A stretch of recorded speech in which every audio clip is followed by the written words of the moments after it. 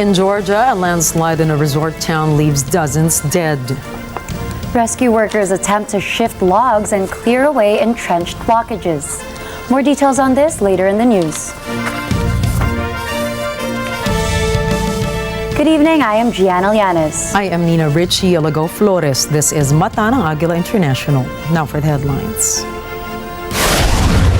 Marcos administration orders a thorough monitoring of rice prices in the Philippines. Philippines aims enhanced cooperation with Peru and Ethiopia. Pyongyang and Moscow's leaders reaffirm their solid alliance via letter exchange. Afghan women decry 2 years of Taliban oppression. And Santiago Peña is sworn in as Paraguay's president.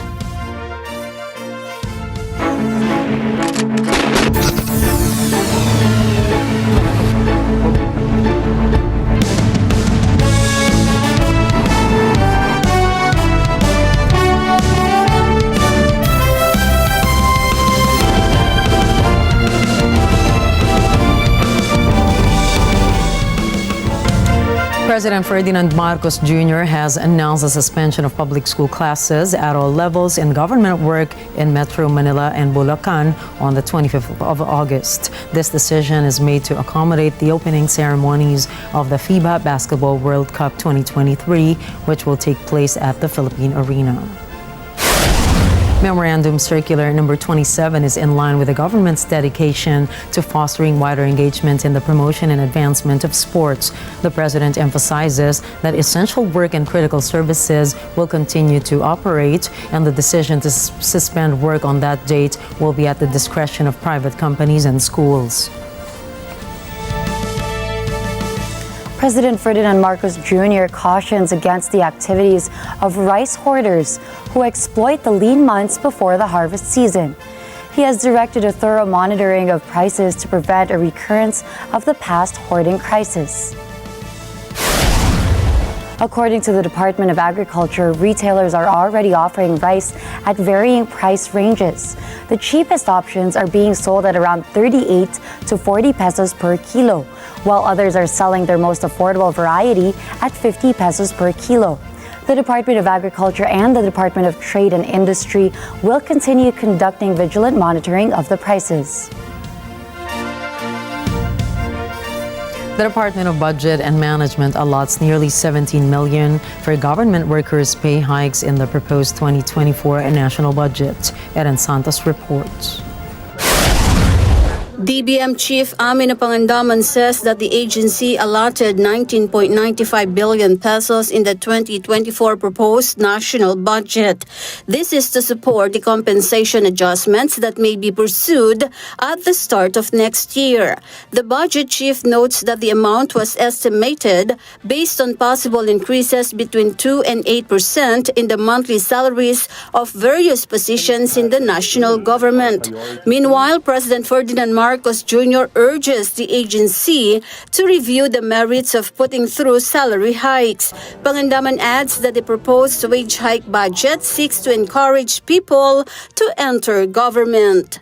Eden Santos reporting for Mata ng Agila International. Trusted, connected, on point. Senators are engaged in discussions regarding the government's proposal to secure additional loans, a matter of concern given that the country's debt is projected to increase to 15.8 trillion pesos by the end of 2024. Elijah Villanueva tells us more. Several senators, including Finance Chief Benjamin Jokno and National Economic and Development Authority Secretary Arsenio Balisacan, are stressing the advantages associated with the debt. They are urging their colleagues to recognize that borrowing is crucial for economic growth, as without it, the Philippine economy could stagnate or even decline. They also argue that the poor will not bear high taxes, but the liquidity generated from debt will still enable access to free education and healthcare for them. On the other hand, Senator Amy Marcos and Senate Minority Leader Aquilino Pimentel are raising concerns about the growing debt. They question why the government and Filipinos should not be concerned, asserting that the country is still recovering from the impact of the COVID-19 pandemic. Senator Ronald De La Rosa has additionally introduced the idea that increasing the Filipino population could potentially mitigate the mounting debt, as a larger population would translate to more individuals contributing towards debt repayment. Elijah Villanueva for Mata ng Agila International, trusted, connected, on point. The Philippines reaffirms its strong commitment to Japan as its Gov't party arrives in a courtesy call. President Ferdinand Marcos Jr. welcomes Honorable Natsuo Yamaguchi, Gov's chief representative in Malacanang Palace. The chief executive notes that Gov't party's visit to the country is part of the integral efforts to forge deeper relations between the Philippines and Japan. He asserts that the Philippines is committed to working with Japan towards sustaining areas of mutual cooperation in trade, economy, among others. The president also highlights the need to bring the two nations' partnership to higher levels anchored on enhancing dialogues in defense and security in the Asia-Pacific region. The Philippines reaffirms its cooperation with Peru and Ethiopia. Vin Pascua reports. President Ferdinand Marcos Jr. receives the letter of credence of non-resident ambassador-designate of the Republic of Peru to the Philippines, Her Excellency Cecilia Zunilda Galareta Bazan in Malacanang Palace. The Peruvian envoy reaffirms Lima and Manila's strong bilateral relations as Philippines and Peru will mark their golden years of the formal establishment of their diplomatic relations next year. The ambassador-designate notes that this coincides with Peru's hosting of the Asia-Pacific Economic Cooperation or APEC Economic Leaders Meeting. The Peruvian envoy hopes for the President's and the Philippines delegation attendance next year. The chief executive extends his appreciation for the invitation. He notes that the upcoming APEC meeting will be a good step to bolster the two nations' relations. Meanwhile, the Federal Democratic Republic of Ethiopia's delegation also arrived at the Malacanang Palace. The President welcomes His Excellency Desidalki Dokamo and receives his letter of credence. According to the Ethiopian envoy, the two nations can explore many areas in terms of trade, transfer of technology, as well as other exchanges. He adds that there is a need to establish air linkages between Ethiopia and the Philippines. The President agrees with the proposal, noting that it will make the connection between the two nations easier. The Philippines and Ethiopia are celebrating 46 years of their diplomatic relations since February 7, 1977. Vin Pascua reporting for Mata ng Agila International. Trusted, connected, on point. One of Australia's warships, or largest warships, is en route to the Philippines to participate in the joint military exercises in support of the country concerning the West Philippine Sea issue. An inaugural ceremony for exercise Alon took place on the flight deck of the Royal Australian Navy's landing helicopter dock, HMAS Canberra. The ship is anticipated to arrive in Palawan on the 20th of August. Alon marks the first bilateral amphibious exercise between the Philippines and Australia, the only other country aside from the United States that has a visiting forces agreement with the Philippines. The exercises will continue until the 31st of August, including around 2,000 personnel, with 700 from the Armed Forces of the Philippines, 1,200 from the Australian Defense Forces, and 150 from the United States Marine Corps. Foreign Affairs Secretary Enrique Manalo emphasizes that the country is not adopting a warlike stance and is still dedicated to seeking peaceful avenues to address the dispute with China. This commitment endures even with the recent incident involving the water cannoning of Philippine vessels in the West Philippine Sea. Secretary Manalo underlines that President Ferdinand Marcos Jr. maintains an independent foreign policy and that the country remains a friend to all. He highlights that the administration continues to pursue a resolution, particularly since both sides are still dedicated to diplomatic efforts. The Foreign Affairs Secretary also emphasizes that the government will explore all available options before considering actions such as submitting a resolution to the United Nations General Assembly. However, Representative Edsel Lagman contends that an increasing number of countries are aligning with the Philippines in advocating for the enforcement of the 2016 Arbitral Tribunal ruling. Lagman suggests that the Philippines should host an international gathering with these countries to strengthen the country's stance. Coming up, Poland marks 103rd Armed Forces Day with its biggest military parade. Santiago Peña is sworn in as Paraguay's new president. And analysts say that Trump's new indictment solidifies his place in the primaries. Stay tuned, Mata ng Agila International will return for more global news.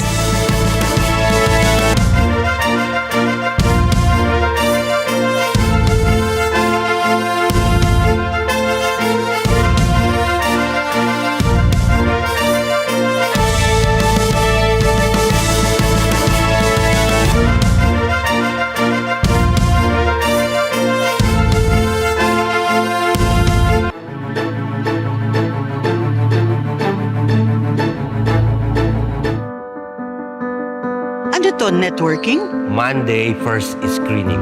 Libre ang sinihan para sa mga seniors kada Lunes. Ganda! Hindi ikaw, si Lydia. Oo naman. Ano ba manligaw ngayon, ha? Text mo na. Nakalimutan ko ang pangalan mo. Pwede ba kitang tawagin Akin?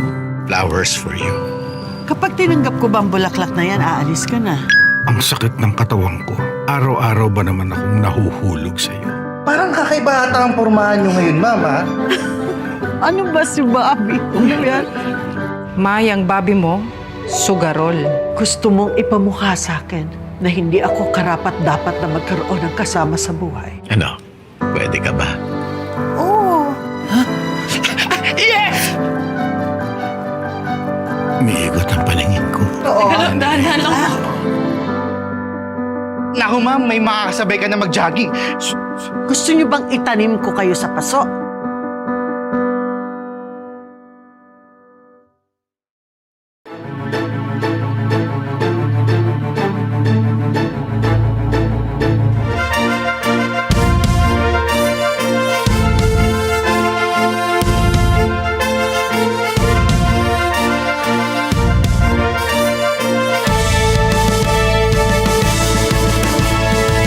Welcome back to Mata ng Agila International.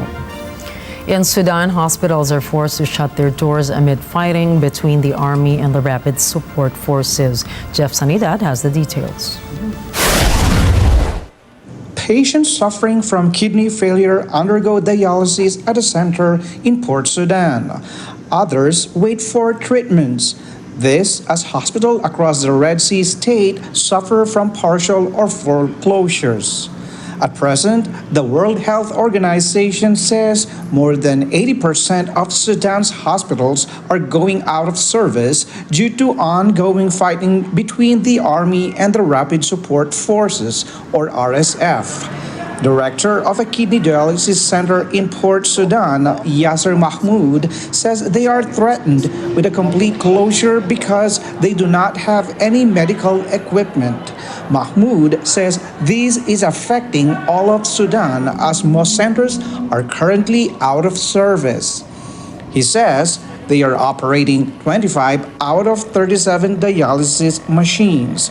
However, he says every day a machine goes out of service.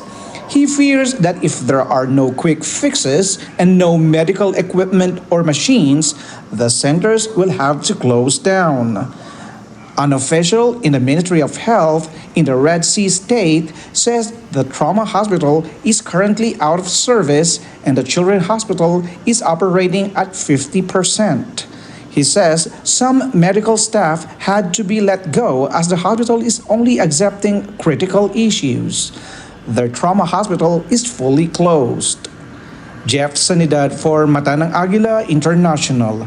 Trusted, connected, on point. Deputy Head of Sudan's Sovereign Council, Malik Agar, says that the fighting between the two sides will end with negotiations. This is after the conflict between the country's army and paramilitary rapid support forces marks its 5th month. Agar notes that there is a possibility that both sides will enter a negotiating table. He clarifies that the current focus of the government is to end the war. Data shows that the civil war caused 1,017,449 people to flee from Sudan into neighboring countries. India's Prime Minister Narendra Modi is determined to harness the potential of the country's youth to drive economic development, particularly as India continues to cement its status as the nation with the world's largest population.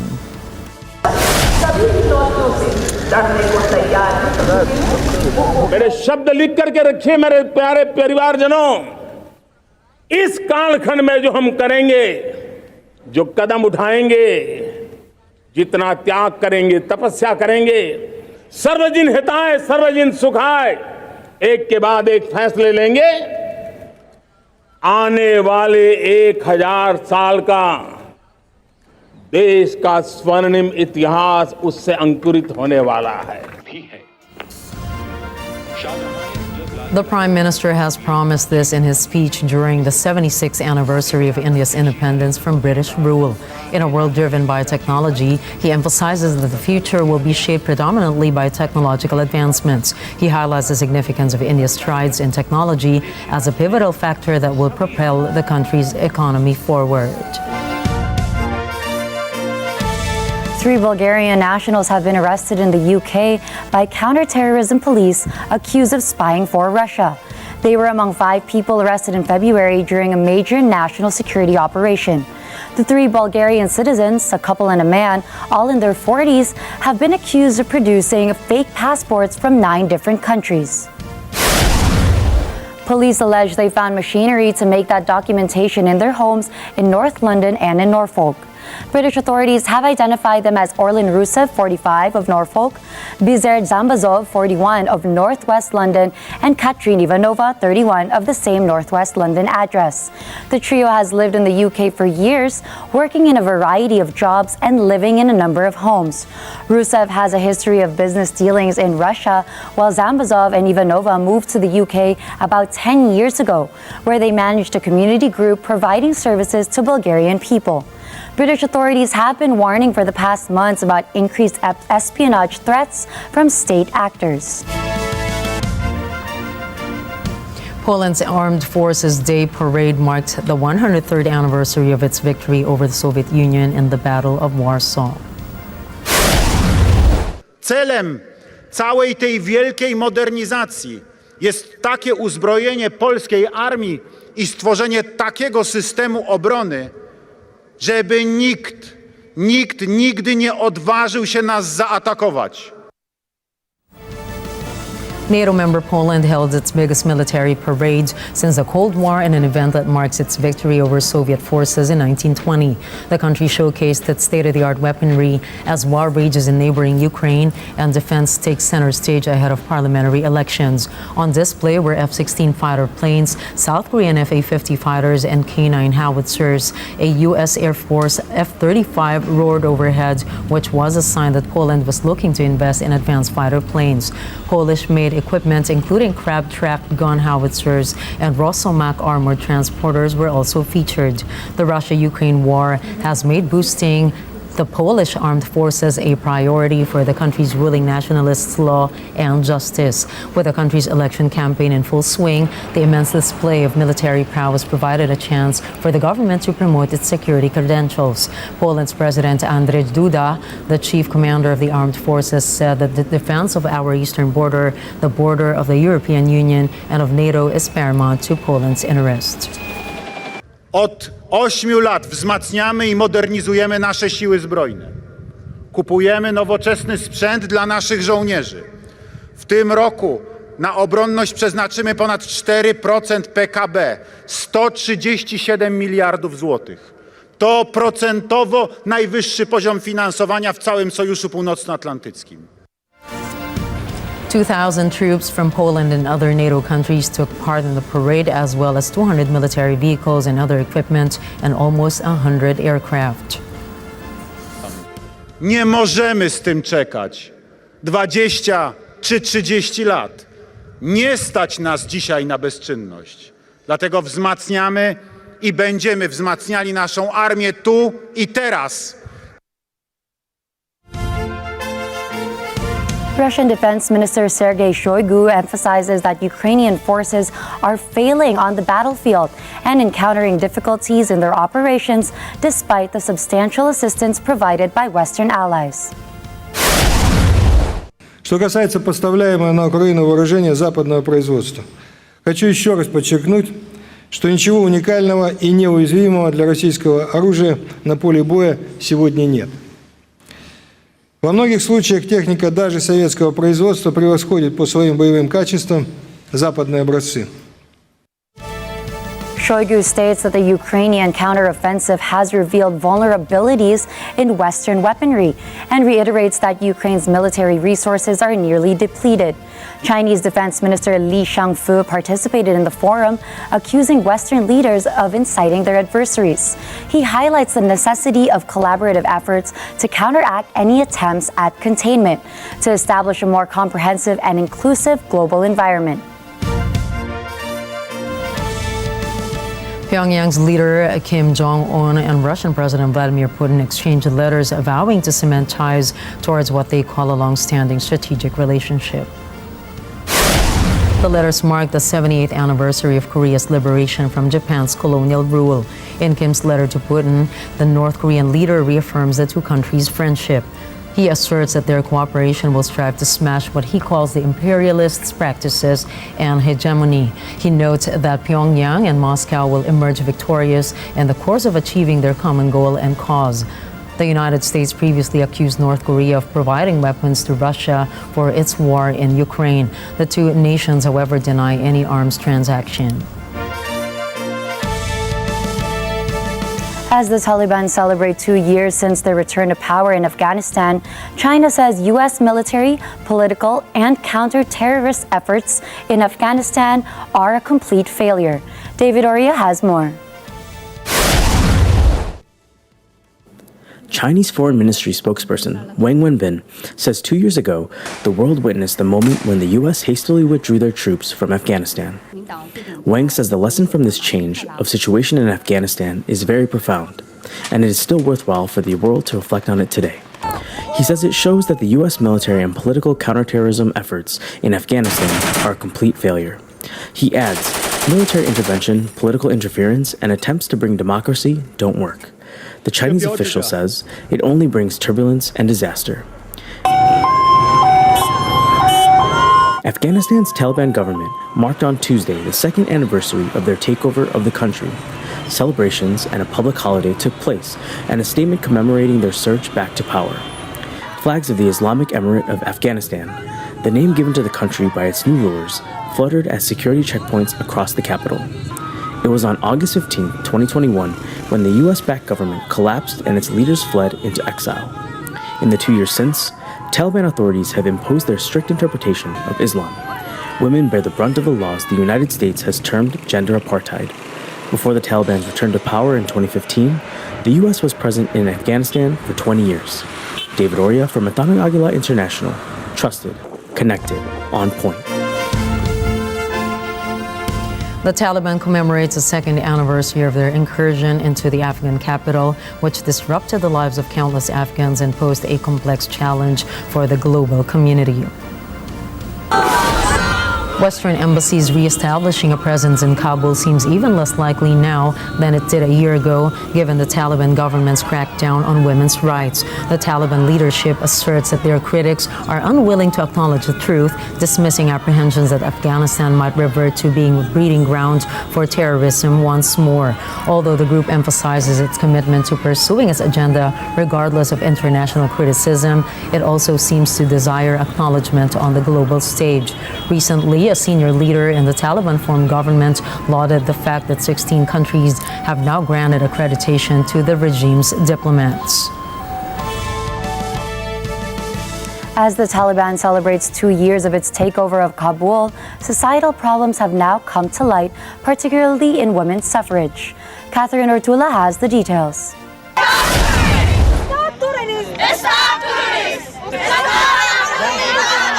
Stop supporting Taliban! Stop supporting Taliban!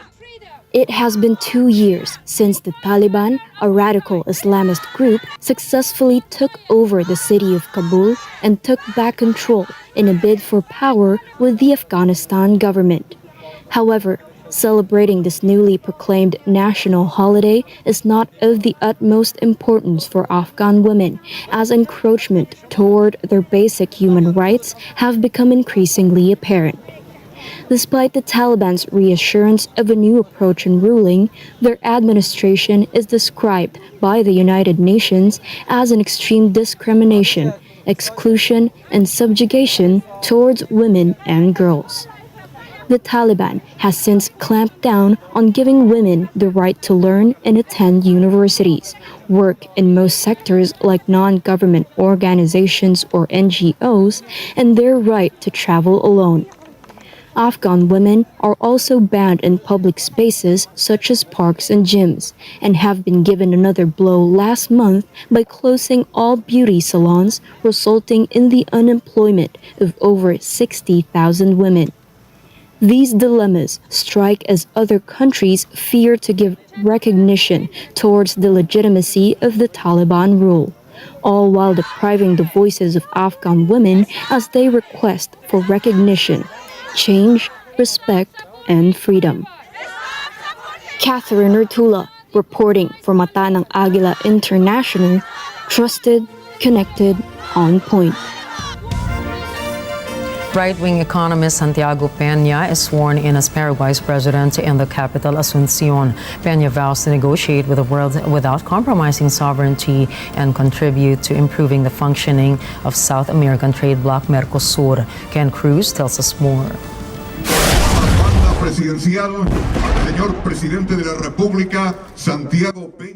Newly sworn in Paraguayan President Santiago Peña says he is convinced that corruption problems are resolved with an independent, impartial, and rapid justice.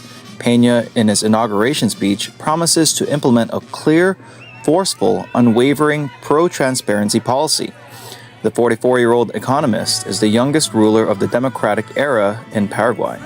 In a speech, the new president asserts that transparency policies will allow them to show the world that Paraguay is much better off than some reports unfortunately convey.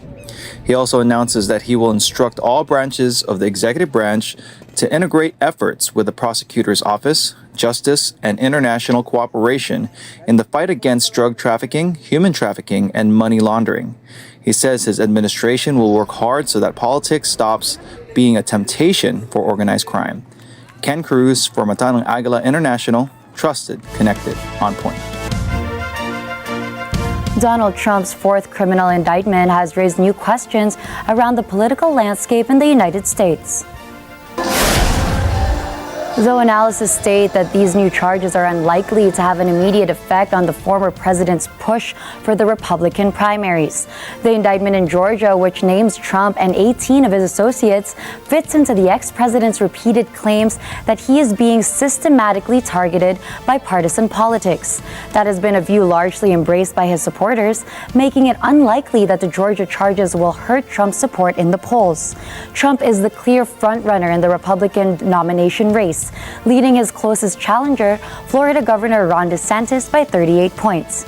With poll analysts claiming that Trump's support among Republicans rose sharply in the wake of his first indictment in New York.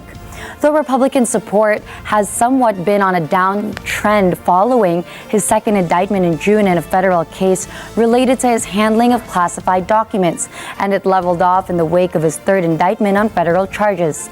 Despite this, the criminal cases against the former president could represent a liability for him in the general election in November 2024. Up next, Lahaina isn't out of the woods as the death toll breaches 100. South Korean President Yoon Suk-yeol's father dies at 92. And YouTube is said to crack down on medical misinformation. Mata ng Agila International will be back with more global news. Please stay tuned.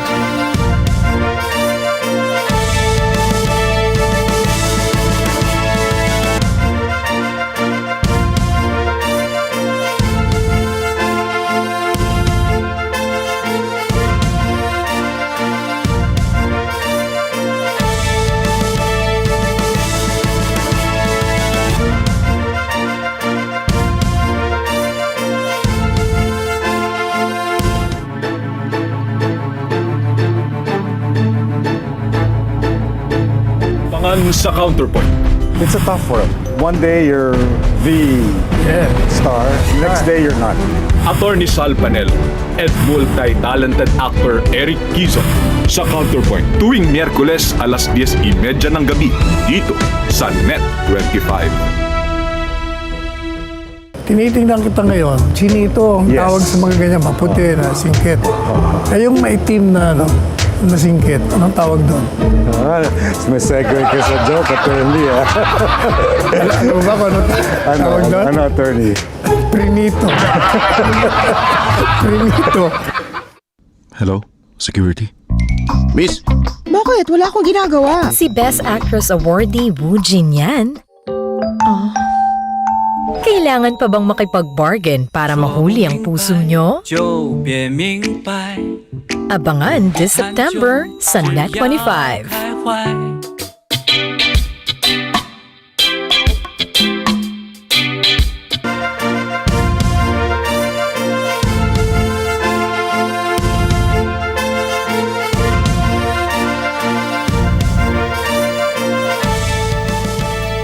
Hawaii's State Governor Josh Green says that the number of people known to have died in the horrific wildfire that leveled a Hawaiian town has now surpassed 100. As I mentioned earlier, we have a large force of people here on the ground. We now have 416 people from FEMA, 273 specifically from the National Guard as well, 185 in the emergency response with 20 dogs, finding those who have suffered. 101 lives have now been lost. 27% of the survey has been completed. 101 lives have now been lost due to the devastating wildfire that scorches the town of Lahaina recently. Over a quarter of the disaster zone has been searched, with dogs trained to look for bodies combing the ashes of what was once a tourist spot in Maui. Green has repeatedly warned that the final count from the tragedy will be significantly higher, urging Hawaiians to gird for a number that could be 2 or 3 times its present level. The toll has already made last week's wildfire the deadliest in the United States for over a century. The response has been large on housing. As we know, hundreds of families and thousands of individuals have lost either their home that they own or their place that they've been renting, and we have to get everyone situated. So, to that end, we have over 500 hotel rooms already up and going. At the Royal Lahaina, we already have 331 people in those hotel rooms. We filled that hotel up right away, but we have a 500-plus hotel room inventory for individuals who have been affected. We also have 473 listings in the state with our Hawaii Fire Relief Housing Program. This is going to be very helpful because this will be for some individuals who are displaced and also a lot of first responders who are going to have to be in the area and the region for some time. The death toll from a landslide at a resort town in northwestern Georgia has risen to 26, the Internal Affairs Ministry said on Tuesday. EJ Gonzalez has the details. Here you see images released by Georgia's Interior and Defense Ministries. Rescue workers are attempting to shift logs and clear away entrenched blockages. This as part of the ongoing rescue and clearance effort following a large landslide in the northern tourist village of Shobi on August 3. As of Tuesday, the Interior Ministry announced that the death toll had risen to at least 26. 7 bodies remain missing. Shobi is a small resort in the Caucasus nation's northwest, famed for vast forests and mineral water springs. On Facebook, the ministry says teams are searching both at the epicenter of the disaster and in nearby riverbeds. Heavy rains and flooding are fairly common in Georgia, where steep slopes pose a risk of landslides. EJ Gonzalez for Matanang Agila International, trusted, connected, on point. 4.2 million Americans have been disenrolled in Medicaid, a federal and state program helping people with limited income and resources to take care of medical costs. Our Las Vegas Bureau Chief Anna Cui tells us what the reasons may be. Over 4.2 million Medicaid enrollees had been disenrolled since the start of the redetermination period, based on the most current data from 42 U.S. states and the District of Columbia, according to Kaiser Family Foundation, or KFF. This as the Medicaid continuous enrollment provision ended March 31 of the current year, leaving states with the great task of ensuring eligible individuals stay covered. Medicaid is a federal and state program that helps people with limited income and resources to cover medical costs. Some states resumed disenrollment as early as April 2023, while others followed in the succeeding months through July, with Oregon being the last state to do so in October 2023. A wide variation in disenrollment rates across reporting states, ranging from 72% in Texas and South Carolina to 8% in Wyoming, and this is likely due to the differences in the renewal process and systems used by the states, according to the report. Based on all states with available data, the report shows 74% disenrollments are due to procedural reasons, meaning they did not complete the renewal process within a specific time frame. This could happen if the state does not have updated information or because the enrollee does not understand the renewal process. Many people who are disenrolled due to paperwork reasons may still be eligible for Medicaid coverage. A wide variation in disenrollment rates due to procedural reasons can also be seen across reporting states, ranging from 96% in Nevada and New Mexico to 17% in Michigan. As many as 17 million people could lose Medicaid coverage throughout the unwinding period through May 2024, as estimated by KFF. Here in Nevada, since June 2023, over 79,000 enrollees had renewed their coverage. And of those disenrolled, over 3,500 were determined ineligible, while over 85,000 were disenrolled for procedural reasons. In Las Vegas, Anna Cui for Mata ng Agila International, trusted, connected, on point. The father of South Korean President Yoon Suk-yeol, Yoon Ko-jung, has died at the age of 92. South Korean presidential spokesperson Kim Eun-hye said President Yoon stayed on his father's side after attending the Liberation Day ceremony. Yoon Ko-jung was an honorary professor at Yonsei University. He was admitted before at Seoul National University Hospital. A memorial was set for his 3-day funeral service at Severance Hospital in Western Seoul. The main office of the president stated that President Yoon decided to hold a family funeral and will not accept visitors. Meanwhile, former President Moon Jae-in sent flowers and expressed his condolences in a phone call with Presidential Chief of Staff Kim Dae-ki. Some government officials went to the memorial altar, such as Prime Minister Han Duck-soo, main opposition Democratic Party Chairman Lee Jae-myung, and former President Lee Myung-bak to pay their respects. Zambia's Drug Enforcement Commission has confiscated about $6 million in cash at the primary airport in the capital city, Lusaka. Alongside the seizure, 5 pistols, 7 magazines, 126 rounds of ammunition, 602 items of suspected gold weighing 127 kilograms, and equipment for measuring gold were also seized. The commission acted upon a tip-off regarding a chartered aircraft transporting dangerous goods that landed at Kenneth Kaunda International Airport. Russian naval forces have taken action to board a commercial ship as part of their efforts to enforce a blockade in the Black Sea to prevent any potential delivery of war supplies to Ukraine. The ship was flying the flag of Palau, a Pacific island nation. Authorities indicate that the ship's captain was directed to stop for a cargo inspection. However, no response was received from the ship, prompting Russian forces to fire warning shots. They subsequently boarded the ship to interrogate the ship's crew. YouTube updates medical misinformation policy to ban false claims on cancer treatments. Head of YouTube Health, Dr. Garth Graham, announced that the updated policy will remove contents of cancer treatments proven to be harmful and ineffective. He added, content that will discourage people to seek professional medical treatment will also be prohibited. Graham stated the policy is designed on a framework of 3 categories, which includes the prevention, treatment, and denial.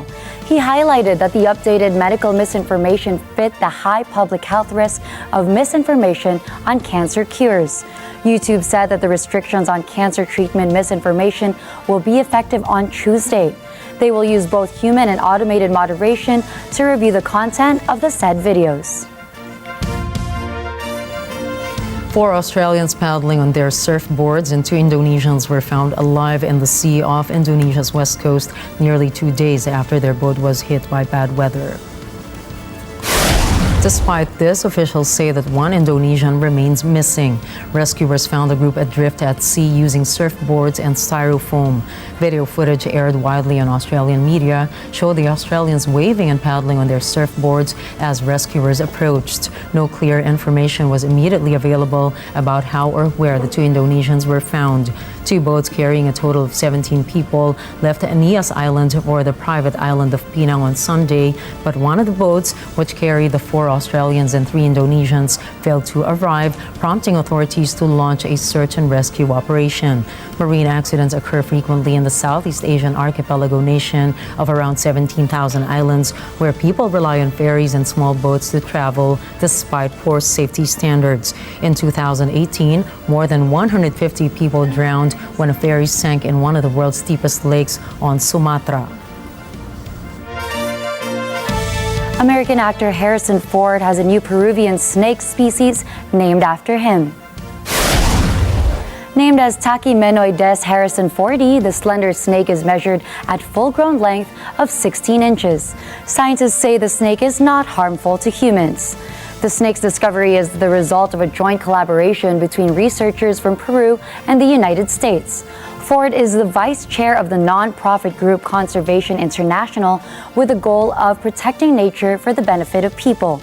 In the years 1993 and 1994, biologists named an ant and a spider after him.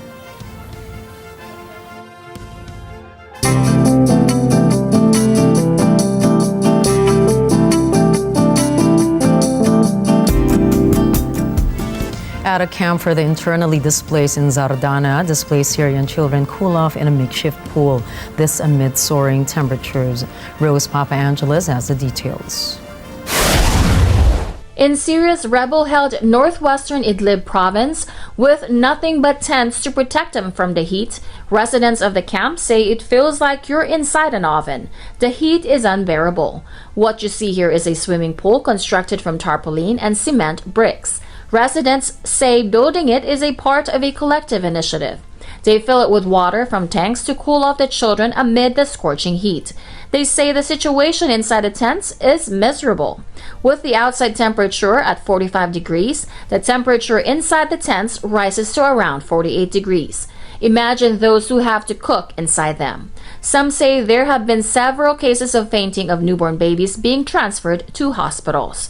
So this pool is the best way for the children to escape the summer heat. Some adults swim with the children to cool down as well. They are proud to say that this is a civil initiative without any external support. Rose Papaangeles from Agila International, trusted, connected, on point. Coming right up, Russia's World Bank imposes measure to combat the ruble downtrend. YouTube adds a new app to combat TikTok. And the Women's World Cup final is set with Spain taking on England. Catch more news in business, tech, sports, and entertainment when we return.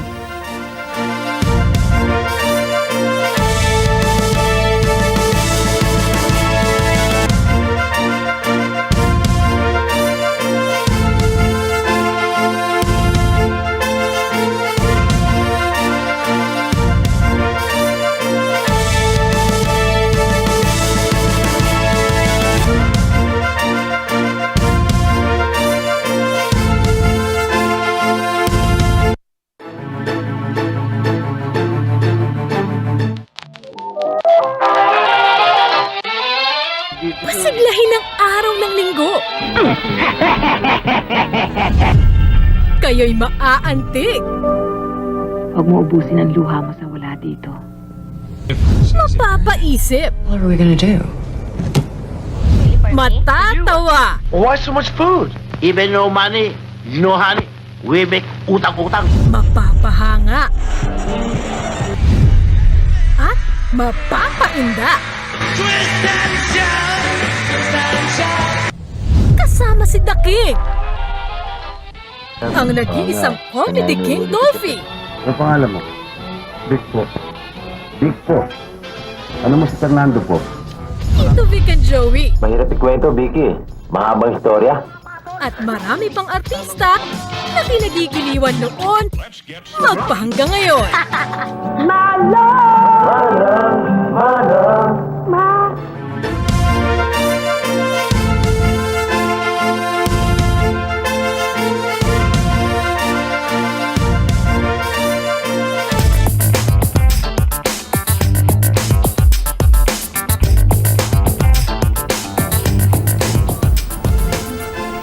The ruble hits a 16-month low as military spending rises and exports fall. Russia's central bank said on Monday that it may raise its key interest rate to stabilize inflation, but added that the ruble's plummet did not pose a threat to the country's financial stability. The ruble has fallen to a 16-month low against the dollar as a surge in Russian military spending and a collapse in export revenue adds pressure to a currency suffering under Western sanctions and an escalation of capital outflows. Russia's currency has lost about 25% of its value this year and weakened past 101 rubles to the dollar in early trading on Monday as the impact of the war with Ukraine is taking its toll. The decline has more than offset the ruble's rise last year when Russia's initial invasion of Ukraine was followed by a sharp increase in oil and gas prices. The domestic economy has been boosted by government spending on defense and social commitments such as the coffin payments received by families of soldiers who have died on the battlefield, but this has also raised the budget deficit, pushing the currency even lower.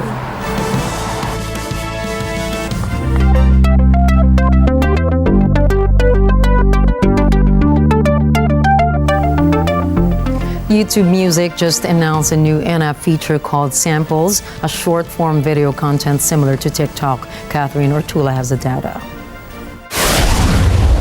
YouTube Music just announced a new in-app feature that resembles TikTok to target its Gen Z users. Called Samples, the feature allows users to scroll through short music video clips to sample new songs. According to Gregor Dodson, a director of product management at YouTube Music, the concept of samples came to be even before TikTok rose to popularity. The idea is to help users explore and discover new music that is similar to their taste, so they won't have to stick just to their favorite tracks. These TikTok-like reels are algorithmically selected to cater to a user's preference with an objective to widen a listener's music collection. Samples is being rolled out globally, providing personalized music recommendations based on users' preferences, with YouTube Music relying on its Gen Z users for growth and perhaps to rival Spotify. Catherine Ortula for Mata ng Agila International, trusted, connected, on point.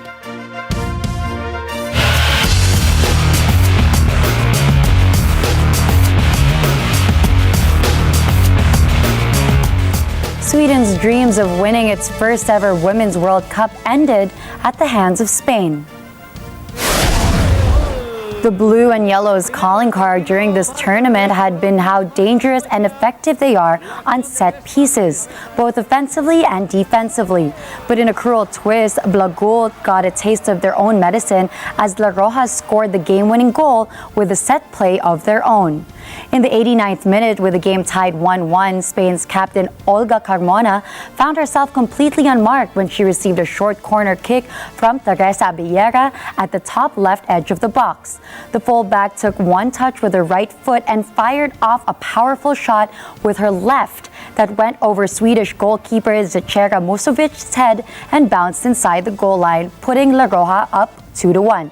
Now Spain, which had only played in 2 previous Women's World Cups, will advance to its first ever final of a major tournament.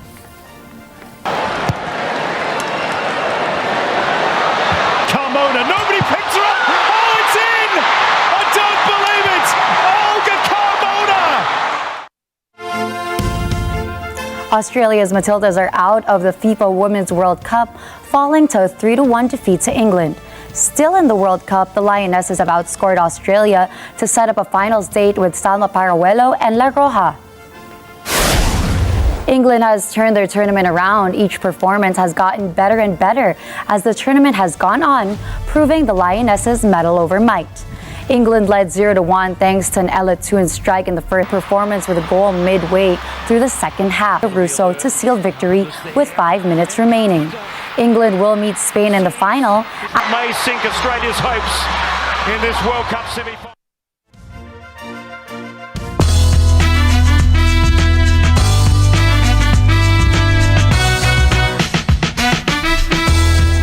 NET25 Films debuts Monday first screening, which is a wholesome, family-oriented film.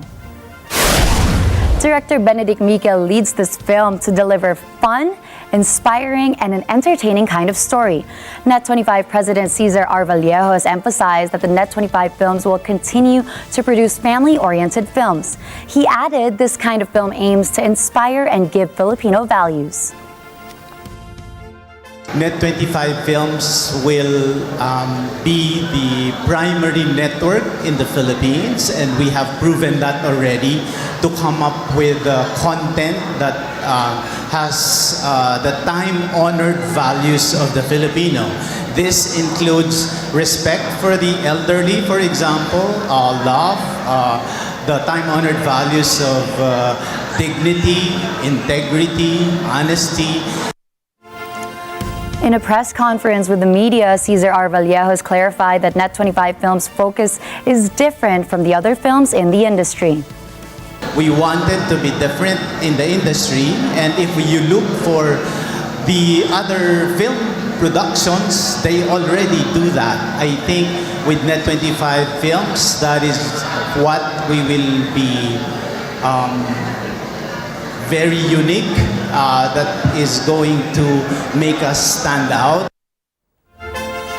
Regal Entertainment and NET25 Films have collaborated for the distribution of Monday first screening in the country. This film will be available in all cinemas nationwide on August 30.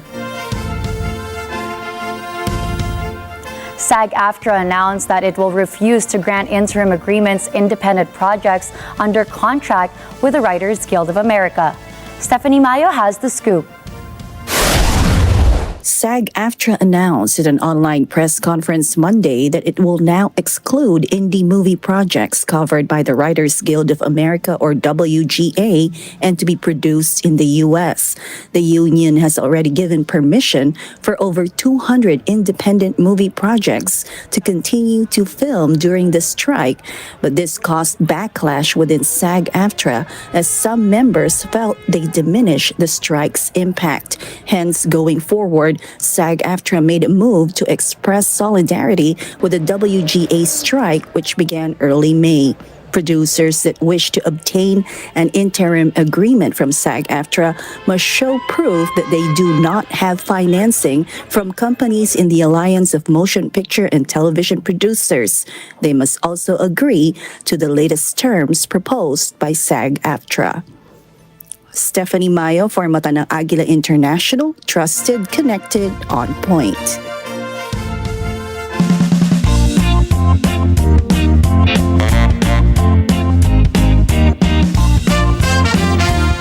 In India, farmers harvest jasmine flowers to be processed as a key ingredient of world-famous perfumes. According to Jasmine Concrete Exports Director Araja Palaniswamy, the flowers in Madurai are considered to be one of the most expensive of their kind. Palaniswamy notes that the process to extract the flower's oil requires long hours of labor. He quantifies that about 700 kilograms of the flower's buds are extracted into just 1 kilogram of oil, selling for about $4,200. Meanwhile, perfumer Thierry Wasser of Guerlain says Madurai's jasmine, or Jasminum sambac, is famous for its lush, rich, and vibrant fragrance.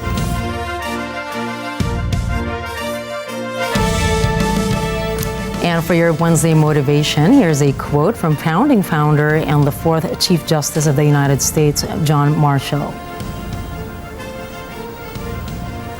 To listen well is as powerful a means of communication and influence as to talk well. This is actually the best piece of advice that my grandmother gave me. She said that there is nothing more powerful than a listening ear because people will really feel connected to you if you show that you care about their story. I definitely agree with you. Actually, I prefer a good listener. Yes, more than a good talker because there are so many good talkers out there, but a good listener, that would be one gem. Maybe that's something that all of our viewers can think about. You know, ask your family and friends how they're doing and just listen. It'll make that impact for sure. And there's no better time to start than now. Do it now. And that's a wrap for tonight's news. Catch the latest updates on our social media channels. I am Gianna Llanes. And I am Nina Richielago Flores. This is Mata ng Agila International. Trusted, connected, on point.